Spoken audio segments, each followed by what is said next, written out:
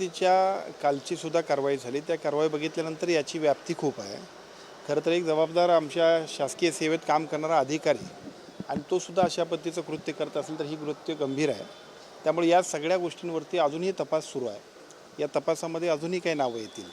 खरं म्हणजे कालसुद्धा ही बातमी आल्यानंतर बऱ्याच ठिकाणी मी काल मुंबईमध्ये होतो आणि मुंबईमध्ये सुद्धा आरोग्यमंत्र्यांच्याच जिल्ह्यामध्ये अशा पद्धतीचे प्रकार होतात, अशा पद्धतीची सुद्धा बातमी आली. पण मी आपल्याला सांगतो की या राज्याचा आरोग्यमंत्री म्हणून ज्या दिवशी माझ्यावरती जबाबदारी सन्माननीय आमचे नेते एकनाथजी शिंदे साहेबांनी दिली आणि राज्याचे मुख्यमंत्री देवेंद्रजी फडणवीस साहेबांच्या सूचनेप्रमाणे आणि दोन्ही उपमुख्यमंत्र्यांच्या मार्गदर्शनाप्रमाणे PCPNDT ॲक्ट आणि स्त्रीभ्रूण हत्या होत असताना ज्या पद्धतीनं मुलींचा जन्मदर कमी होतो आहे त्याच्यामध्ये अतिशय गंभीरपणाने आम्ही काम करतो आहे. आणि याच आपण बघितलं असाल तर आपल्या ह्या सगळ्या ज्या काय कारवाया होत आहेत, वेगवेगळ्या पद्धतीने डिकॉय केस आम्ही करतो आहे. जास्तीत जास्त कारवाई करण्याकडे आमचा आग्रह आहे आणि त्या कारवाईमुळेच मागची जी कारवाई झाली, स्वप्नील पाटील नावाच्या व्यक्तीवरती मला वाटतं आठवड्यापूर्वी कारवाई झाली, त्या कारवाईतूनच हे नाव समोर आलं. अजूनही काही नावं आहेत की ज्या सगळ्या नावांच्या समोरसुद्धा आम्ही सगळेजण अजून चांगल्या कारवाया करणार आहोत. या कारवाया करणं गरजेचं आहे आणि त्या केवळ कोल्हापुरात नव्हे तर संपूर्ण राज्यभरामध्ये करण्यासाठी सुद्धा स्वतंत्र टास्क फोर्सची निर्मिती आपण केली. मागच्या विधिमंडळाच्या अधिवेशनामध्ये विधान परिषदेतल्या सर्व विशेषतः महिला सदस्यांनी सुद्धा साधारणतः पाऊण तास चर्चा आमची केली आणि या चर्चेच्या दरम्यान आम्ही या सर्व सदस्यांच्या समेत स्वतंत्र टास्क फोर्सची घोषणा केली. या टास्क फोर्सच्या माध्यमातून जिल्हा स्तरावरच्या ह्या सगळ्या कारवायांची गती वाढवणं, अशा पद्धतीनं लोकांनी समोर येऊन ज्या आम्ही आव्हान करायला पाहिजे त्या आव्हानाला साथ देणं आणि त्याच्याबरोबर अशा चुकीच्या गोष्टींना ब्रेक लावणं, या सगळ्या गोष्टींसाठी आम्ही काम करणार आहोत. तर या सगळ्या लावण्यासंदर्भात काही प्रयोजन आहे का? आपण भाष्य देखील त्या संदर्भात केली होती. विधिमंडळामध्ये याच्याबद्दलची घोषणा सन्माननीय मुख्यमंत्र्यांच्या मान्यतेनंच मी केली होती आणि त्याच्यानंतर त्याच्याबद्दलच्या 2 बैठका झाल्या. परवासुद्धा विधिमंडळामध्ये माझी एक बैठक याबद्दलच झाली, कारण आश्वासनांची पूर्तता आणि पुढच्या अधिवेशनात त्याच्याबद्दलचा कायदा यायला पाहिजे यासाठी विधी व न्याय विभागाचे सचिव, आमच्या विभागाचे सचिव आणि सर्वच मंडळी आम्ही बसलो होतो. त्यावेळासुद्धा एक आणखीन थोडीशी दुरुस्ती करून आम्ही या कायद्यामध्ये आणतो आहे. त्यासाठी विधी व न्याय विभागाला परत आम्ही याबद्दलची जबाबदारी दिलेली आहे. विशेषतः आपण जर बघितलं तर मोका लावत असताना फक्त जो हे कृत्य करतोय त्यालाच मोका लावण्याबद्दल आम्ही सगळेजण विचार करत होतो. पण काही सूचना अशा आल्या की ज्याच्यामध्ये मोका हा फक्त केवळ त्यालाच नाही तर यामध्ये संमती देणार आहे त्या कुटुंबाला सुद्धा त्याच्यामध्ये समाविष्ट केला पाहिजे. आणि विशेषतः आपण बघितलं असेल 376 असेल, पोस्को असेल, याच्यामध्ये सुद्धा या सगळ्या प्रक्रियेला जे जे लोक साथ देत आहेत, म्हणजे जिथंही घटना घडली असेल, ज्या पद्धतीने या सगळ्या घटनेला कोण तिथं साथ देण्यामध्ये असतील अशा लोकांना सुद्धा याच्यामध्ये आम्ही घेतो आहे. कारण ही संघटित गुन्हेगारीतलाच प्रकार आहे, त्यामुळे याची व्याप्ती वाढणार आहे आणि ही व्याप्ती अशी वाढेल की ज्या कुटुंबामध्ये सुद्धा एखाद्या महिलेला गरज नसताना सुद्धा कुटुंबातल्या सामाजिक दबावामुळे सुद्धा या सगळ्या प्रक्रियेला सामोरं जावं लागतं. ज्या पद्धतीच्या आरोग्याच्या सुविधा आणि आरोग्याची ती सगळी एकूणच होत असणारी त्याच्यावरती अतिशय चुकीच्या पद्धतीची कारवाई की त्याच्या सगळ्या आरोग्याचं सुद्धा नुकसान होतं आहे. पण त्याच्याबद्दल त्या कुटुंबाला सुद्धा मुलगाच पाहिजे या हट्टामुळं किती त्रास होतात याची कल्पना नाही.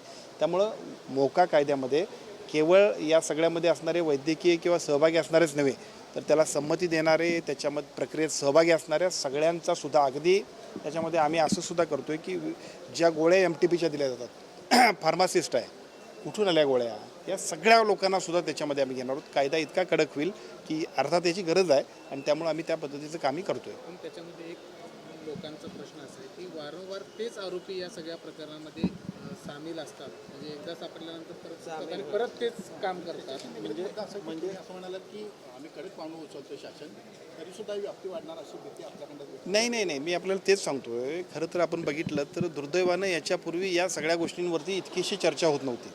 मी सगळ्या मीडियाचं, सगळ्या लोकप्रतिनिधींचं, विधिमंडळातल्या आमच्या सगळ्या सदस्यांचं सुद्धा मनापासून आभार मानेल की याच्यावरती आपण अधिक चांगल्या पद्धतीने जागृतपणाने काम करायला. पूर्वीसुद्धा हे होतच होतं, पण पूर्वी होत असलं तरी त्याच्यावरती म्हणजे त्याला साईडलाईन आपण करत होतो. आता मात्र मी तुम्हाला सांगतो की मागच्या अधिवेशनामध्ये मार्चच्या विधानसभेमध्ये पाऊण तास चर्चा याच्यावरती झाली. कालच्या विधान परिषदेमध्ये 9:30 सव्वा 9 वाजता माझा विषय आला आणि 9:15 वाजल्यानंतर साधारणतः 10:30 वाजेपर्यंत सगळ्या महिला सदस्य विधान परिषदेतल्या या सगळ्या प्रश्नाबद्दल अतिशय पोटतिडकीनं त्यांनी काही सूचना आणि सुधारणा मांडल्या. त्या सुधारणानंतर आता आम्ही त्यांच्याच अध्यक्षतेखाली एक बैठक आपण घेतो आहे. त्या सगळ्यांना त्या टास्क फोर्सचं सदस्य करतो आहे. जिल्हा स्तरावरती त्यांनी सगळ्यांनी फिरावं. त्यांनी सगळ्या गोष्टींचा आढावा घ्यावा, कारण आम्ही सगळ्या कमिट्या अस्तित्वात आणल्या आहेत, त्या कमिट्यांचं काम चाललं आहे. पण कमिट्या जरी चालल्या असल्या तरी लोकप्रतिनिधींचा त्याच्यामध्ये जोपर्यंत हस्तक्षेप किंवा सातत्यानं त्याच्या पाठलाग होणार नाही तोपर्यंत ह्या गोष्टी प्रभावीपणे होणार नाहीत. त्यामुळे त्या सगळ्या गोष्टीसुद्धा आपण करतोय. कधीपर्यंत सर आपण नेमणार आहात? पण या सगळ्या प्रक्रियेमध्ये ज्यावेळेस कोल्हापूर महानगरपालिकेच्या हद्दीमध्ये अशा प्रकारचा डॉक्टर 3 वर्ष त्याचं लायसन्स पण नाही आहे, मग इथले आरोग्य अधिकारी काय करतात असा प्रश्न आहे. कारण आरोग्य अधिकारी वेळोवेळी तपासणी करतात का? कारण हा एकच नाही, अशा आणखीन आता लिंक सापडते. मात्र या आरोग्य अधिकाऱ्यांच्या एकूणच कार्यक्षमतेवरती प्रश्न निर्माण होतो. मी आपल्याला सांगतो की याच्यामध्ये मी जी माहिती घेतली त्या माहितीप्रमाणे आजसुद्धा त्याच्याबद्दलच एक बैठक आपण बोलवली आहे. माझ्या माहितीप्रमाणे त्याचा जो काही लायसन रिन्यू करायला पाहिजे होतं ते लायसन रिन्यू झालं नाही. PCPNT ॲक्टचं लायसन्ससुद्धा अद्याप रिन्यू झालं नाही. आता खरं म्हणजे या सगळ्या गोष्टींवर तात्काळ आमच्या अधिकाऱ्यांनी कारवाई करायला पाहिजे होती. आता ती कारवाई झाली नसेल तर त्यांच्यावर कारवाई होईल, ते काय फार महत्त्वाचं नाही, ते होऊन जाईल. पण प्रश्न काय की अजून याची व्याप्ती आम्हाला वाढवायची आहे आणि ती इथं केवळ कोल्हापुरात नाही, संपूर्ण राज्यभरामध्ये हे वाढवणं गरजेचं आहे. बऱ्याच वेळेला अशा सगळ्या या महत्त्वपूर्ण गोष्टींकडे सुद्धा आपण दुर्लक्षित करत होतो. दुर्लक्षित नाही तर प्राधान्यक्रमातला अजेंड्यावरचा विषय म्हणून याच्यासाठी टास्क फोर्स आमचं जे नेमतो आहे आम्ही की पुण्यामधून ते संपूर्ण महाराष्ट्राला मॉनिटरिंग करेल आणि बघता बघता या सगळ्यांच्या माध्यमातून हे चाललेलं काम जे आहे, एका बाजूला मोका कायदा, दुसऱ्या बाजूला मागाशी सुद्धा आपण विचारलं की वारंवार तेच आरोपी काय येत आहेत आणि वारंवार आरोपी येण्याचं कारण ते असं आहे की आपण त्याला अटक केल्यानंतर लगेच जर तो सुटला तर त्याला असं वाटतं की आपल्याला काहीच होत नसेल तर परत तो गुन्हा करण्यासाठी पुढे जातो आहे. आता आपण कायद्यामध्येच जी काही शिथिलता आहे ती शिथिलता दुरुस्त करतो आहे, कायदा कडक करतो आहे. पहिल्यांदाच सेक्शन एवढी स्ट्रॉंग होतील की मोका नंतर लागेल, पण त्या सेक्शन्सच्या माध्यमातूनच पहिल्या टप्प्यामध्ये सुद्धा त्या आरोपीला किमान महिना 2 महिने तर तो जेलमधून येणार नाही. दुसऱ्या बाजूला जे काय एकूण संपूर्ण कुटुंबियांनासुद्धा संमती देणारी ती महिला असेल, त्याचे मिस्टर असतील, त्यांच्या कुटुंबियातले लोक असतील, कारण हे धाडस हे आघोरी धाडस आहे आणि हे विकृती आहे. त्यामुळे या सगळ्या गोष्टींवरती कारवाई करणं ही आपली सामाजिक जबाबदारी आहे. त्यामुळे आपण त्या पद्धतीने काम करतो. कधीपर्यंत हा कायदा मार्च आपल्या डिसेंबरच्या अधिवेशनामध्ये हा कायदा येणं अपेक्षित आहे. त्याच्याबद्दल विधी व न्याय विभागाच्या सचिवांबरोबर मागच्याच मंगळवारी आमची बैठक झाली. त्याच्यामध्ये ज्या काही आणखीन सुधारणा आणि सूचना होत्या, कारण हा कायदा करत असताना एका बाजूला सेंट्रल गव्हर्नमेंटचा हा कायदा आहे, PCPNT ॲक्ट सेंट्रल गव्हर्नमेंटचा असल्यामुळे तो ते परत आणि आम्हाला राष्ट्रपती महोदयांच्याकडं त्याला मान्यतेसाठी पाठवणं हा खूप किचकट भाग होता.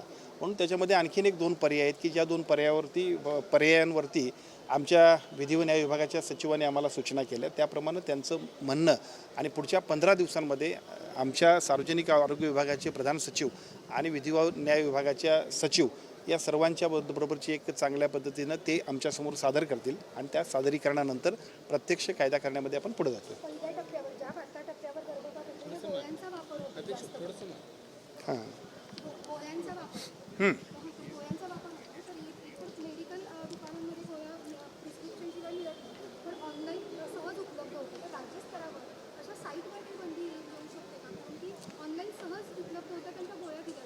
या सगळ्या घटनाक्रमांच्या मध्ये याही गोष्टी महत्त्वाच्या आहेत. म्हणजे आपण फार्मासिस्टला कारवाई कधी करू, ज्यावेळेला फार्मासिस्टकडून घेतला असेल तर. ऑनलाईन खरेदी विक्री हा जो विषय आहे हा FDA संबंधित विषय आहे. पण या कायद्याच्या अनुषंगानं आम्ही FDA सुद्धा विनंती करणार आहोत की अशा पद्धतीनं जे ऑनलाईन खरेदी विक्री होते की ज्याच्यामध्ये डॉक्टरच्या सूचना आणि मार्गदर्शनाशिवाय एखादी गोष्ट होत असते आणि त्याच्यामुळे सुद्धा अशी गंभीर कृत्य होतात. त्यामुळे याबद्दल सुद्धा FDA बरोबर आम्ही बोलतोय आणि कोणत्याही परिस्थितीमध्ये अशा घटना होत असणाऱ्या ज्या गोष्टींवरती निर्बंध आणायला पाहिजे त्यासाठी आम्ही निश्चितपणे काम करू. बीड जिल्ह्यामध्ये जिल्हा उपरुग्णालयामध्ये एका महिलेचा मृत्यू झाला. प्रसूती दरम्यान ती रक्तस्राव झाला. नातेवाईकांचा आरोप आहे की वारंवार आम्ही डॉक्टरांना सांगत होतो, कल्पना देतो, मात्र त्यांनी दुर्लक्ष केलं, हलगर्जीपणा केला. नाही, बीड जिल्ह्यामध्ये अशी घटना घडली असेल तर त्याच्याबद्दल डेप्युटी डायरेक्टर आणि तिथल्या सिव्हिल सर्जनना आम्ही तात्काळ सूचना देतो.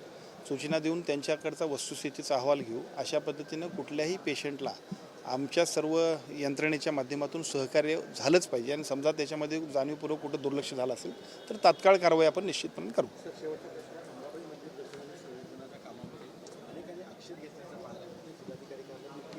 बैठक देखील पार पडली आणि या बैठकीमध्ये अनेक त्रुटी ज्या आहेत त्या स्तर समोर आलेल्या आहेत. पालकमंत्री म्हणून आपण या संदर्भात काय भूमिका घेणार? आणि शेवटी हा कोल्हापूरकरांचा मतदारसंघ विषय नाही, अंबाबाई मंदिराचे न्यायालयानं त्याच्यात म्हणणं मांडायला सुरुवात केलेलं आहे जिल्हा प्रशासन आणि अंबाबाई मंदिराच्या एकूणच कामाबद्दल, त्याच्यानंतर आम्ही सगळ्या जो नवीन आराखडा तयार केला त्या आराखड्याच्या कामाची गतिमानता वाढवण्यासाठी सुद्धा आज एक बैठक आपण आयोजित केली होती. परंतु सन्मान्य आमदार राजे क्षीरसागर साहेबांची तब्येत थोडीशी दुरुस्त नसल्यामुळं आजची बैठक आम्ही पुढच्या 2-3 दिवसानंतर घेतोय. प्रत्यक्ष आम्ही स्वतःसुद्धा पाहणी करणार आहोत, सगळेच लोकप्रतिनिधी तिथल्या सगळ्या नागरिकांशी संवाद साधणार आहोत आणि ज्या गोष्टी आणि ज्याचं पावित्र्य आहे त्या सगळ्या पावित्र्यासहित आपल्याला ह्या संपूर्ण विकासाचं काम करायचं असल्यामुळं त्या सगळ्या गोष्टी आपण करू.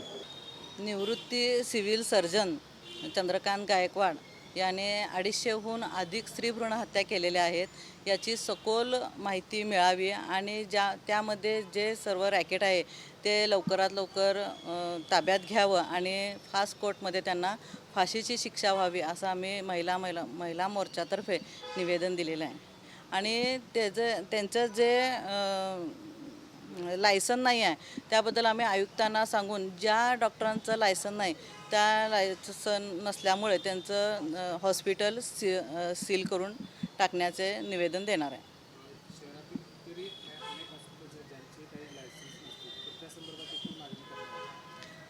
म्हणजे जे डॉक्टरांना पदवी नाही आहे त्या सर्व डॉक्टरांचा आम्ही तपास करून हॉस्पिटल सील करणार आहे.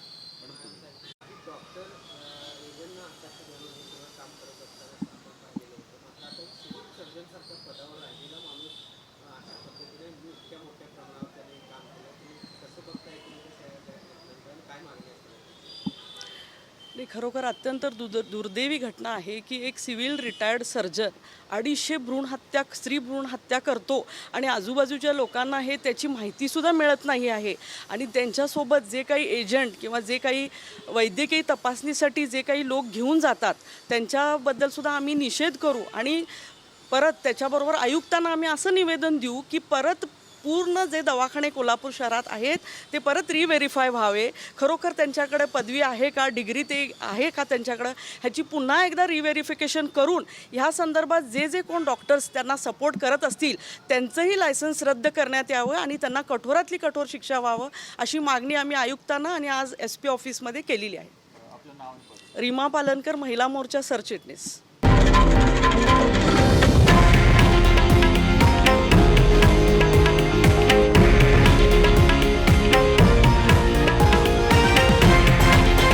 हे आहे देशातील नंबर 1 न्यूज नेटवर्क आणि आपण पाहत आहात TV9 मराठी, एकमेव.